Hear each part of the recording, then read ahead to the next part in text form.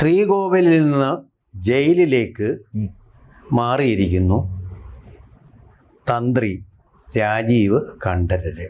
ഇതൊരു പ്രൊമോഷനാണോ അതോ ഡിമോഷനാണോ? സാറേ, അദ്ദേഹത്തെക്കുറിച്ച് പറയുമ്പോൾ നമ്മൾ കേരളം ഞെട്ടുന്ന ചർച്ച ചെയ്യേണ്ട ധാരാളം കാര്യങ്ങൾ ഈ വിഷയത്തിന്റെ പിന്നിലുണ്ട്. അതിലേക്ക് പോകുന്നതിന് തൊട്ട് മുൻപ് നമ്മളെല്ലാവരും കേട്ടിരിക്കുന്ന ഒരു കാര്യത്തിലേക്ക് വരാം. ഈ തിരുവിതാംകൂർ ദേവസ്വം ബോർഡിന്റെ കീഴിലാണല്ലോ ശബരിമല ക്ഷേത്രം. പന്തളം കൊട്ടാരത്തിലാണ് ഏകദേശം 30 കിലോഗ്രാം തൂക്കമുള്ള തിരുവാഭരണം സൂക്ഷിച്ചിരിക്കുന്നത്. ഈ തിരുവാഭരണത്തിൽ പന്തളം കൊട്ടാരത്തിന് യാതൊരു അവകാശവുമില്ല എന്നും അത് ദേവസ്വത്തിൻ്റെതാണ് എന്ന് പ്രഖ്യാപിക്കണമെന്ന് പറഞ്ഞ് ഹൈക്കോടതിയിൽ ഒരു പരാതി പോയി സാർ ഓർക്കുന്നുണ്ടോ? സർക്കാർ തീർച്ചയായിട്ടും ഉണ്ട്, ഓർക്കുന്നുണ്ടല്ലോ. തീർച്ചയായും. ഈ പശ്ചാത്തലം മുതൽ സംഭവങ്ങളുടെ ഒരു പരമ്പര തന്നെ നമ്മൾ പരിശോധിക്കേണ്ടി വരും.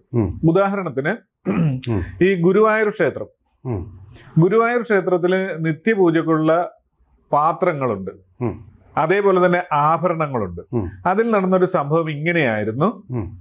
നിത്യപൂജക്കുള്ള വെള്ളിപ്പാത്രത്തിന് സാധാരണഗതിയിൽ എടുക്കുന്നത് വിശേഷ ദിവസങ്ങളാണെങ്കിൽ അതിവിശേഷമായ ദിവസങ്ങളിൽ സ്വർണ്ണപാത്രങ്ങൾ എടുക്കും. അതിലൊരു പാത്രം 2 കിലോ 65 ഗ്രാം ഉള്ളതാണ് സ്വർണത്തിന്റെ ഒരു പാത്രം. അത് 10 മാസം കഴിഞ്ഞ് പരിശോധിച്ചപ്പോൾ 700 ഗ്രാം ആയിട്ട് കുറഞ്ഞു. അതേപോലെ തന്നെ ദേവസ്വത്തിലെ ഓഡിറ്റിംഗ് റിപ്പോർട്ടിൽ ഭഗവാന്റെ സ്വർണ്ണ കിരീടം ഉണ്ടായിരുന്നു. അതിന് പകരം പിന്നെ നോക്കുമ്പോൾ വെള്ളി കിരീടം ഇരിക്കുന്നതായിട്ട് ഓഡിറ്റിംഗ് റിപ്പോർട്ട് ചെയ്ത് 2025 വന്നു. പിന്നെ പുന്നത്തൂർ കോട്ടയിൽ ഏകദേശം 530 കിലോഗ്രാം ആനക്കൊമ്പുകള് ശേഖരമുണ്ടായി. അത് കാണുവാനില്ല. 530 കിലോഗ്രാം ആനക്കൊമ്പുകൾ പുന്നത്തൂർ ആനക്കോട്ടയിൽ നിന്ന് കാണുവാനില്ല. വീരപ്പന്മാർ അവിടെയുമുണ്ട്. റിപ്പോർട്ടാണ്.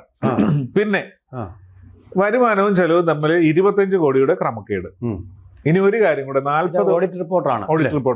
40 വർഷമായിട്ട് ക്ഷേത്രത്തിലെ മൂല്യമുള്ള വസ്തുക്കളുടെ ഫിസിക്കൽ വെരിഫിക്കേഷൻ അവിടെ നടത്തിയിട്ടില്ല. ഇത്രയും കാര്യങ്ങൾ ഗുരുവായൂരത്തെ കാര്യം പറഞ്ഞാൽ എന്താണെന്നറിയോ? നമ്മുടെ ദേവസ്വത്തിന്റെയൊക്കെ പ്രവർത്തനത്തിന്റെ ഒരു പിക്ചർ, ഒരു ഐഡിയ കിട്ടാനാണ്. അതുകൂടാതെ ഇനി ശ്രീപത്മനാഭ സ്വാമി ക്ഷേത്രം നമുക്കറിയാമല്ലോ. അഡ്വക്കേറ്റ് TP സുന്ദരരാജനാണ് ഇത് സർക്കാർ ഏറ്റെടുക്കണമെന്ന് പറഞ്ഞ് ഹൈക്കോടതിയിൽ പോയത്. എന്തിനാണ്? ഈ TP സുന്ദരരാജൻ ഒരു CPM പാർട്ടിക്കാരനാണെന്നാണ് പിന്നീട് വെളിപ്പെട്ടത്. പക്ഷേ അത് അവസാനം ആ രീതിയിൽ ചെയ്യാൻ പറ്റിയില്ല എന്ന് പറഞ്ഞു.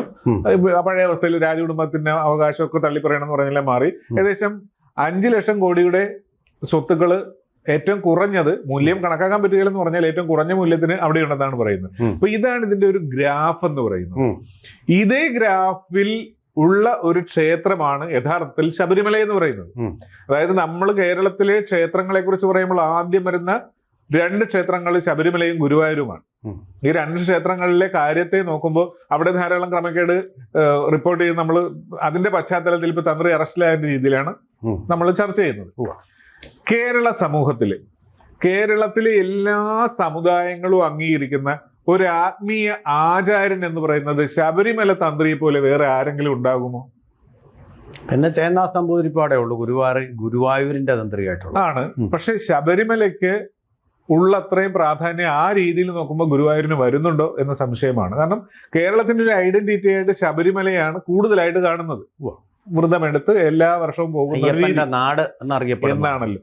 അപ്പൊ അങ്ങനെയുള്ള ഈ പറയുന്ന ഹിന്ദു, അതാണ് മാഷ ഒരു വ്യത്യാസം ഞാൻ ചൂണ്ടിക്കാണിക്കണം. അതായത് അയ്യപ്പൻ കേരളത്തിന് മാത്രം, കേരളത്തിന്റെ പ്രധാന ദൈവതയാണ് അല്ലേ? ദക്ഷിണാത്യനായ ഒരു ദൈവമാണ്. അതെ, പന്തളത്ത് വളർന്നു വന്ന ആ ശബരിമലയിൽ ജനിച്ച ഒരാളെന്നുള്ള നിലയിലാണ് തന്നെ കാണുന്നത്. വേറെ അങ്ങനെ ഒരു ദൈവം ഇല്ല. കൃഷ്ണനാണെങ്കിൽ എല്ലായിടത്തും ഉണ്ട് അല്ലേ? ദ്വാരകയിലാണ്, മധുരയിലുണ്ട്. അവിടെ എല്ലാം ഉള്ള ഒരു ദൈവത്തിന്റെ ഒരു അംശമാണ് നമ്മൾ കാണുന്നതല്ല അല്ലേ? ഇതിന്റെ ഒറിജിനൽ ഐഡന്റിറ്റിയിലുള്ളതാണ്. ഇത് കഴിഞ്ഞാണ് വേറെ എവിടെയെങ്കിലും പ്രതിഷ്ഠകളുള്ളത്. തീർച്ചയായിട്ടും. അങ്ങനെയുള്ള ഒരു ക്ഷേത്രത്തിലെ പരികർമ്മി അല്ലെങ്കിൽ ഈ തന്ത്രി എന്ന് പറയുന്നത് കോടിക്കണക്കിന് രൂപ ആൾക്കാർ എന്തുകൊണ്ടാണ് അവിടെ ദക്ഷിണ കൊടുക്കുക? അതേപോലെ ഗുരുവായൂർ തന്ത്രിക്ക് കിട്ടുന്നില്ലല്ലോ. അപ്പൊ മനസ്സിലാക്കണം, അത്രമാത്രം പരിപക്വമായ ഏറ്റവും ഉന്നതമായ ആത്മീയ പീഠത്തിലാണ് അദ്ദേഹത്തെ നമ്മളുടെ എല്ലാം മനസ്സിൽ കയറ്റി വെച്ചിരിക്കുന്നത്. അങ്ങനെയുള്ള അദ്ദേഹം ഇതുവരെ അദ്ദേഹത്തിന്റെ രീതികൾ നോക്കുമ്പോൾ സംശയകരമായ കുറെ കാര്യങ്ങളുണ്ട്. അതായത് ഈ അവിടെ സ്ത്രീകളെ പ്രവേശിപ്പിച്ചൊരു സംഭവം ഉണ്ടായി. കുറച്ച് വളരെ മോശം യുവതികൾ പ്രവേശിപ്പിച്ച അത് തന്നെ കറക്റ്റ് ആ ഒരു സംഭവം ഉണ്ടായി. തന്ത്രി വിചാരിച്ചിരുന്നെങ്കിൽ അത് തടയാമായിരുന്നു എന്നതാണ് സത്യം. കാരണം തന്ത്രി നടയടച്ചു പോയാൽ, തന്ത്രി എന്ന് പറയുന്നത് പ്രതിഷ്ഠയുടെ ദൈവത്തിന്റെ പിതൃസ്ഥാനത്തുള്ള ആളാണ്. അദ്ദേഹം നടയടച്ചു പോയാൽ ദർശനം നടക്കുവോ? ഇല്ലല്ലോ. തന്ത്രിക്ക് അതിനുള്ള സ്വാതന്ത്ര്യമുണ്ട്. തന്ത്രി അത് ചെയ്യുന്നതൊരു തെറ്റായ കാര്യമല്ല. തന്ത്രിക്ക് എപ്പോ വേണമെങ്കിലും നടയടച്ച് മന്ത്രം ചെല്ലാനുള്ള അവകാശമുണ്ട്. ഒരു ക്ഷേത്രത്തിൽ എല്ലാ കാര്യങ്ങളും തീരുമാനിക്കാൻ പിതൃസ്ഥാനമുണ്ട്. അദ്ദേഹം നടയടച്ചോ? ഇല്ല. ഇനി യുവതികൾ അങ്ങോട്ട് കടന്നു വരുന്നത് തന്ത്രി അറിയാം. തന്ത്രിയുടെ പരികർമ്മികളായിട്ട് അവിടെയും മറ്റു ക്ഷേത്രങ്ങളുമായിട്ട് എത്ര അധികം ആൾക്കാരുണ്ടെന്ന് അറിയാമോ? ഇവരെല്ലാം തന്ത്രിയുമായിട്ട് കണക്റ്റഡ് ആണ്. ആ തന്ത്രിയുമായിട്ട് വിളിച്ചു ചോദിച്ചാണ് പല കാര്യങ്ങളും ചെയ്യുന്നത്. അവർക്കറിയാം ഇങ്ങോട്ട് യുവതികളെ പോലീസ് സഹായത്തോടുകൂടി കൊണ്ടുവരുന്നു എന്നുള്ളത്. അപ്പൊ തന്ത്രിക്ക് ആചാര ലംഘനം നടത്താൻ പറ്റുമായിരുന്നു എന്നുള്ളത് പകൽ പോലെ വ്യക്തമായൊരു കാര്യമാണ്. പക്ഷെ അദ്ദേഹം അതിന് ശ്രമിച്ചില്ല. ബാക്കി കാര്യങ്ങൾ നമ്മളിപ്പോ പറഞ്ഞതാണ്, സ്വർണത്തിന്റെയും മറ്റു കാര്യങ്ങളിൽ. ഇപ്പൊ തന്ത്രിയെ സംബന്ധിച്ച് കുറ്റകരമായ, സംശയകരമായ മൗനം നിരവധി തവണ അദ്ദേഹം നടത്തിയിട്ടുണ്ട്. അതായത് മൗനത്തിൽ ഇരുന്നിട്ടുണ്ട്. അങ്ങ് പറഞ്ഞത് പൂർണ്ണമായിട്ടും ഞാൻ സ്വീകരിക്കുന്നു. ശരിയാണ്. ഇത്രമാത്രം ആരാധ്യനായ അദ്ദേഹം, ദൈവത്തിന്റെ പ്രതിപുരുഷനായിട്ട് ജനങ്ങൾ ആരാധിക്കുന്ന ആ ദേഹം തീർച്ചയായിട്ടും ശ്രീകോ ആരുടെ അച്ഛനായിട്ടാണ് അദ്ദേഹത്തെ നമ്മൾ കാണുന്നത്? ശബരിമല ശ്രീധർമ്മശാസ്താവിന്റെ അച്ഛനായിട്ട്.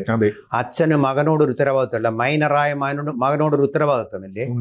ആ മകന്റെ മുതലുകൾ അവിടുന്ന് കൊള്ളയടിക്കുമ്പോൾ അതിന് നിശബ്ദ സാക്ഷിയായിട്ട് നിൽക്കാനാണോ തന്ത്രിയായിട്ട് ഇദ്ദേഹത്തെ നമ്മൾ അവിടെ അവരോധിച്ചത്? പ്രധാനപ്പെട്ട ചോദ്യമാണ്. അങ്ങ് പറഞ്ഞത് കൂടാതെ ദക്ഷിണയായിട്ട് കോടിക്കണക്കിന് രൂപയാണ് ഭക്തജനങ്ങൾ കൊടുക്കുന്നത്. എന്തുകൊണ്ട്?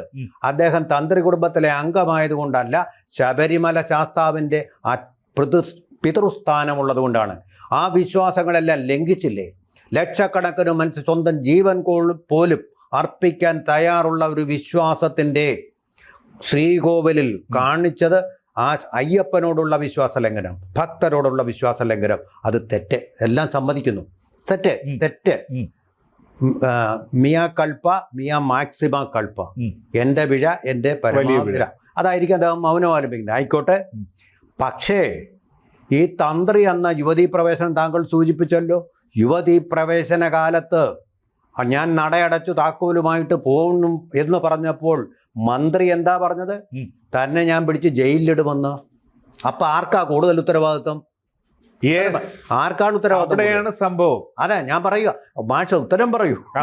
അതായത് മന്ത്രിക്കാണല്ലോ. മന്ത്രിക്കാണ്. പക്ഷെ ഓർക്കുക, പറയൂ, തന്ത്രിയെ എന്തടിസ്ഥാനത്തിലാണ് പിടിച്ച് ജയിലിലിടുന്നത്? അതെ, അതായത് നടയടച്ചു എന്നുള്ളതും അതൊരു ഒഫൻസീവായ കാര്യമായിട്ട് നിയമപ്രകാരം തന്ത്രിക്കെതിരെ ചാർത്താൻ പറ്റുകയില്ല. അങ്ങനെയാണെങ്കിൽ അപ്പോൾ വേറെ എന്തോ കാര്യത്തിലാണ് പിടിച്ചകത്തിടാൻ സാധ്യതയുള്ളത്. ആർക്കറിയാം? തന്ത്രിക്കറിയാം. തന്ത്രിയുടെ കൈകൾ ബന്ധിച്ചിരിക്കുന്നു, വായ മൂടിയിരിക്കുന്നു എങ്കിൽ അതെന്തുകൊണ്ടാണ്? പണം കൊണ്ടാണ്, അല്ലെങ്കിൽ സ്വയം കൃതാനർത്ഥം കൊണ്ടാണ്, അദ്ദേഹം ചെയ്ത കർമ്മഫലങ്ങൾ കൊണ്ടാണ്. അതാണ് അറസ്റ്റ് ചെയ്യുമെന്ന് പറഞ്ഞപ്പോൾ അദ്ദേഹം പേടിച്ചു. അല്ലെങ്കിൽ കർമ്മധീരനായിട്ട് ഈ ആചാര ലംഘനത്തിന് ഞാൻ കൂട്ടു നിൽക്കില്ല എന്ന് പറഞ്ഞ് ഇറങ്ങിപ്പോകേണ്ടതല്ലേ? അറസ്റ്റ് ചെയ്യുന്നെങ്കിൽ അന്ന് അറസ്റ്റ് ചെയ്തെങ്കിൽ എത്രമാത്രം പരിശുദ്ധമായിട്ടൊരു കാര്യം ആ ആരാധനയായി തീർന്നേനെ. ഇന്നിപ്പോൾ അറസ്റ്റ് ചെയ്തിരിക്കുന്നത് എന്തിനു വേണ്ടി? മന്ത്രി അറസ്റ്റ് ചെയ്യപ്പെടേണ്ടതിന് പകരം ഇതിന്റെ എല്ലാ ഉത്തരവാദിയായിട്ടൊരു മന്ത്രിയുണ്ട്. ഇതൊന്നും ഇവിടെ നടക്കാതിരിക്കാൻ, അതായത് തന്ത്രിയെപ്പോലും അറസ്റ്റ് ചെയ്ത് പൂട്ടാൻ അധികാരമുള്ള മന്ത്രിക്ക് ഇവിടെ മൗനാനുവാദം കൊടുക്കുകയോ കള്ളന് കഞ്ഞി വെച്ച് കൊടുക്കുകയോ ചെയ്തിട്ടുണ്ട് എന്നുള്ളത് വ്യക്തമാണ്. ആ മന്ത്രിയിലേക്ക് അറസ്റ്റ് പോവാത്തത് എന്തുകൊണ്ട് മാഷേ? മന്ത്രിയിലേക്ക് അറസ്റ്റ് പോകാത്തത്, സർക്കാരിന് ഏപ്രിൽ മാസത്തിൽ ഒരു ഇലക്ഷൻ ജയിക്കണം. അതിൽ ജയിച്ചാലും തോറ്റാലും ശബരിമല ഒരു പ്രധാന വിഷയമാണ്. ആ വിഷയത്തിൽ തട്ടിത്തകർന്ന് വീണതാണ് ഞങ്ങളുടെ മന്ത്രിസഭ എന്ന് പറയുന്നത് പോലെ നിരീശ്വരവാദികൾക്ക് നാണക്കേടുള്ള കാര്യം വേറെന്തുണ്ട്? അപ്പൊ അവരെ സംബന്ധിച്ചിടത്തോളം ഈ പറയുന്ന ശബരിമലയിൽ നടന്ന എല്ലാ കാര്യങ്ങളിൽ ഞങ്ങൾ സ്റ്റെപ്പ് ബൈ സ്റ്റെപ്പായിട്ട് ഓരോന്നും ഞങ്ങൾ തന്ത്രിയെ വരെ അറസ്റ്റ് ചെയ്യുന്നു പറയുമ്പോൾ ഈ ശബരിമല സർക്കാർ രണ്ട് രീതിയിലാണ് ഉപയോഗിക്കുന്നത്. അതൊരു പണം കായ്ക്കുന്ന മരം പോലെ അവർ ഇടക്കിടക്ക് കുലുക്കുന്നുണ്ട്. രണ്ടാമത്തത്, അവിടെ ചെയ്യുന്ന എല്ലാ മോശം കാര്യങ്ങളും മറ്റൊരു വിഭാഗത്തെ സന്തോഷിപ്പിക്കാൻ പര്യാപ്തമല്ലേ എന്നൊരു ഗവേഷണ ബുദ്ധി പലപ്പോഴും സർക്കാരിന്റെ ഭാഗത്തു നിന്ന് ഉണ്ടാകാറുണ്ട്. അതുകൊണ്ടാണ് അന്ന് വനിതാ മതിൽ നമ്മൾ കണ്ടതല്ലേ. വനിതാ മതിലിൽ ആരൊക്കെയാ നിന്നത്? ഹിന്ദുക്കൾ എന്ന് പറയുന്ന കമ്മ്യൂണിസ്റ്റുകാരായ കുറെ ആൾക്കാരെ ഇറക്കുമതി ചെയ്ത് നിർത്തി കഴിഞ്ഞാൽ പിന്നെ ഇതുമായിട്ട് ഒരു ബന്ധവുമില്ലാത്ത ആൾക്കാർ വസ്ത്രം കൊണ്ട് തിരിച്ചറിയാവുന്ന രീതിയിൽ അവിടെ നിന്നത് നമ്മൾ കണ്ടു. ആ മതിലുള്ളതിനേക്കാൾ 10 ഇരട്ടി ആൾക്കാരോ 100 ഇരട്ടി ആൾക്കാരോ കേരളത്തിൽ അങ്ങോളം ഇങ്ങോളം തെരുവിൽ നിറഞ്ഞ് നടത്തി. അതിനെ മറികടക്കാനായിട്ട് സർക്കാർ ശ്രമിച്ചത് മറ്റ് മതവിഭാഗങ്ങളെ കൂട്ടുപിടിച്ചുകൊണ്ടാണ്. അതിന്റെ അർത്ഥം സർക്കാരിനെ സംബന്ധിച്ചിടത്തോളം ശബരിമല എന്ന് പറയുന്ന അവരുടെ നയം നടപ്പാക്കാനുള്ള ഒരു സ്ഥലമാണ്. ശബരിമലയിൽ 3 സംഭവങ്ങളാണുള്ളത്. ഒന്ന് സർക്കാർ, പന്തളം കൊട്ടാരം, തന്ത്രി. സർക്കാർ എന്ന് പറയുന്നത് ദേവസ്വം ബോർഡാണ്. പന്തളം കൊട്ടാരം എന്ന് പറയുന്നത് ശബരിമലയുടെ യഥാർത്ഥ ഉടമസ്ഥരാണ്. തന്ത്രി എന്ന് പറയുന്നത് ആ പൂജാകർമ്മങ്ങൾ നിർവഹിക്കാനായിട്ട് ഈ പരശുരാമ ഭഗവാന്റെ കാലം മുതൽ നിയോഗിച്ചവരാണെന്നാണ് പറയപ്പെടുന്നത്. അപ്പൊ ഈ താഴമൺ മഠത്തിന് ഏറ്റവും വലിയ ഉത്തരവാദിത്തമുള്ളത് ശബരിമലയുമായിട്ടാണ്. ഈ ആ ദേവതയുടെ എല്ലാ ചൈതന്യവും നിലനിർത്തിക്കൊണ്ട് അതിനെ സംരക്ഷിച്ച് തങ്ങൾക്ക് കിട്ടുന്ന വരുമാനത്തോട് ഏറ്റവും കുറഞ്ഞ പക്ഷം നന്ദിയെങ്കിലും കാണിക്കേണ്ട ആ ഒരു സമൂഹം ശബരിമലയിൽ ഇതുവരെ സർക്കാർ ഈ ഇടതുപക്ഷം കയറിയതിനു ശേഷം നടന്ന തുടർച്ചയായിട്ടുള്ള ഈ തീവട്ടിക്കൊള്ളുകൾക്കെല്ലാം അദ്ദേഹത്തിന്റെ ഒരു വാക്കിന് അതിനെതിരെ എന്തെങ്കിലും ഒരു സംഭവം അദ്ദേഹം ഉച്ചരിച്ചിരുന്നെങ്കിൽ കേരള സമൂഹത്തിൽ ഏറ്റവും ശ്രദ്ധിക്കപ്പെടുന്ന ഏറ്റവും മാനിക്കപ്പെടുന്ന അദ്ദേഹത്തെ ആൾക്കാർ അംഗീകരിക്കുമായിരുന്നു. അതനുസരിച്ച് ഇവിടുത്തെ രാഷ്ട്രീയ പാർട്ടികൾ നയങ്ങൾ മാറ്റുമായിരുന്നു. ഒരുപക്ഷെ വലിയ സമരങ്ങളും പ്രക്ഷോഭങ്ങളും ഉണ്ടാകുമായിരുന്നു. ഈ ശബരിമലയിലെ ഇത്തരം പ്രശ്നങ്ങൾ അദ്ദേഹത്തിന് നേരത്തെ ചൂണ്ടിക്കാണിക്കാൻ പറ്റുമായിരുന്നു. 4 വയസ്സുള്ള കുട്ടിയെന്നുമല്ല അദ്ദേഹം ഇത്ര നിഷ്കളങ്കനാകാൻ. തന്ത്രി എന്ന് പറയുന്നത് ബ്രാഹ്മണ്യം നേടി ദൈവത്തെ പൂജിക്കുമ്പോഴും ഈ ഭൗതിക ജീവിതത്തിന് അർഹതയുള്ളവരാണെന്ന് ചെയ്യുന്ന ആ ഭൗതിക ജീവിതത്തിൽ ജീവിക്കുന്നവരാണ്. പത്രമാധ്യമങ്ങൾ കാണുന്നതാണ്, ലോകത്തുള്ള പലതരത്തിലുള്ള ക്രൈംസ് ഇവർ കാണുന്നതാണ്. അപ്പൊ ഇതൊന്നും കണ്ടാൽ മനസ്സിലാകാത്ത നിരക്ഷര കുഷിയാണ് അദ്ദേഹം എന്ന് നമ്മൾക്കാർക്കും വിശ്വസിക്കാൻ പറ്റുകയില്ല. അങ്ങനെയുള്ളൊരു വ്യക്തി ഇത്തരം കാര്യങ്ങളിൽ ഇതുവരെ സംശയകരമായ രീതിയിൽ കുറ്റകരമായ മൗനം പുലർത്തിയിട്ടുണ്ടെങ്കിൽ തന്ത്രിക്ക് സംരക്ഷിക്കാൻ പല കാര്യങ്ങളും ഉണ്ട്. അത് സംരക്ഷിക്കണമെങ്കിൽ ഗവൺമെന്റിന്റെ പിന്തുണ തന്ത്രിക്ക് ആവശ്യമാണ്.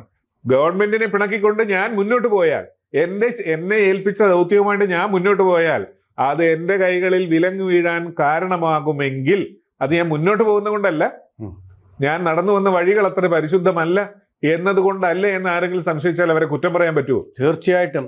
അതുപോലെ തന്നെ എൻ വാസുവും പിണറായി വിജയനും കൂടി അന്ന് യുവതീ പ്രവേശനത്തിന് വേണ്ടി കോപ്പുകൂട്ടിയത് ടെൻസിംഗും ഹിലാരിയും കൂടി ഹിമാലയ പർവ്വതത്തിന്റെ മുകളിൽ എവറസ്റ്റ് കൂടി കീഴടക്കാൻ പോയതുപോലെയാണ്. പക്ഷെ കൂപ്പുകുത്തി അവരെ അഗാധമായ ഗർത്തങ്ങളിലേക്ക് വീണു. വീട്ടുകാരുടെ മുമ്പിൽ, സ്ത്രീകളുടെ മുമ്പിൽ ചെന്ന് ഗൃഹസന്ദർശനം നടത്തി മാപ്പ് പറയേണ്ടതായിട്ട് വന്നു എന്ന് പറയുന്ന പോലെ ഈ സർക്കാർ ഈ കാര്യത്തിൽ ഗൗരവതരമായ നടപടികൾ സ്വീകരിച്ചില്ലെങ്കിൽ, മന്ത്രിയെങ്കിൽ മന്ത്രിയെ ഉപേക്ഷിച്ചും മുന്നോട്ട് പോയില്ലെങ്കിൽ ജനങ്ങൾ തിരിച്ചടി കൊടുക്കുമെന്ന് 100% ഉറപ്പാണ്. തന്ത്രിയിൽ അവസാനിക്കുന്ന ഒരു മോഷണ പരമ്പരയല്ല ഇവിടെ നടത്തിയിരിക്കുന്നത്.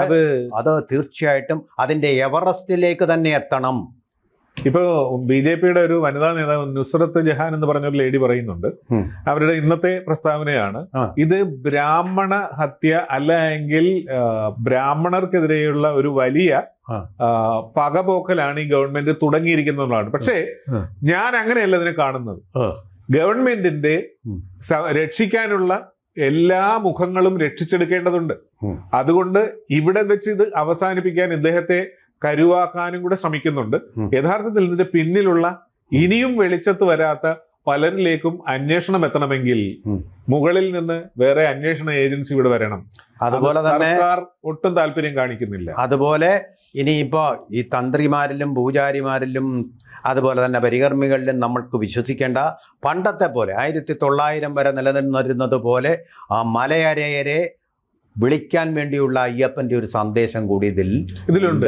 ഒരു ചെറിയ കാര്യം കൂടെ നമുക്ക് കൂട്ടിച്ചേർക്കാം. അതായത് തന്ത്രി മാപ്പ് സാക്ഷിയാകാൻ പോകുന്നു എന്നാണ് കേട്ടത്. മാപ്പ് സാക്ഷിയാകുക എന്ന് പറയുമ്പോൾ അതില് നമുക്ക് മനസ്സിലാക്കിയെടുക്കാവുന്ന ഒരു കാര്യമുണ്ട്. എനിക്കെല്ലാം അറിയാമായിരുന്നു, ഞാൻ എല്ലാം തുറന്നു പറയാം, ഇതാണ് അതിന്റെ അർത്ഥം. ഞാൻ നിയമത്തെ സഹായിക്കാം. ഇനി അദ്ദേഹത്തിന് എന്തെങ്കിലും തുറന്നു പറയാനുണ്ടായിരുന്നില്ല, അതിനുള്ള വേദികളും സമയങ്ങളും ധാരാളം ഉണ്ടായിരുന്നില്ലേ? അയ്യപ്പനെ വഞ്ചിച്ചു, വിശ്വാസവഞ്ചന നടത്തി. അതൊരു തെറ്റായിട്ട് തന്നെ നിലനിൽക്കും. ഒരു പക്ഷേ അയ്യപ്പൻ അതിന്റെ ശിക്ഷ കുടുംബത്തിന് കൊടുക്കാതിരിക്കട്ടെ എന്ന് പ്രാർത്ഥിക്കാം. ഇത് തന്നെ വലിയ ശിക്ഷ. കൂടുതൽ വാർത്തകളും വിശേഷങ്ങളും നിങ്ങളിലേക്ക് എത്താൻ ABC മലയാളം സബ്സ്ക്രൈബ് ചെയ്യുക, ബെൽ ബട്ടണും അമർത്തുക.